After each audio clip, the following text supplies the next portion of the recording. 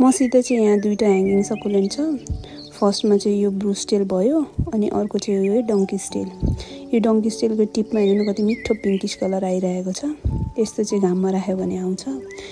मैले चाहिँ धेरै भिडियोजहरुमा चाहिँ मान्छेहरूले चाहिँ यो दुईटै सकुलेन्टलाई ब्रुस्टेल नै भनेको देख्छु के।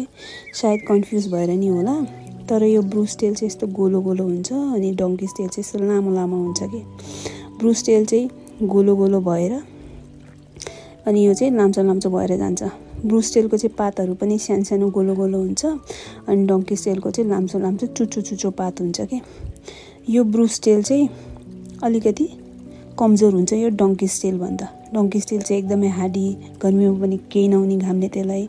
तर यो ब्रुस्टेल चाहिँ गर्मीमा कतिखेर यसको पातहरू सुकेर कुहेर जान्छ भने थाहै नहुने के। मेरो बास्केट पुरै भरेको थियो, अहिले यति मात्रै बाँकी छ। यो पनि पातबाट ग्रो हुन्छ, यो पनि पातबाट ग्रो हुन्छ, तर यसलाई मैले स्टेमबाट ग्रो गरेको हो। अब यो दुईटै सकुलेन्ट मलाई मन पर्छ, तर लुक्स वाइज हेर्ने हो भने चाहिँ डङ्की स्टेल भन्दा चाहिँ मलाई चाहिँ ब्रुस्टेल नै मन पर्छ। हेर्दाखेरि यो राम्रो गोलो गोलो सानो सानो कस्तो राम्रो देख्छ के।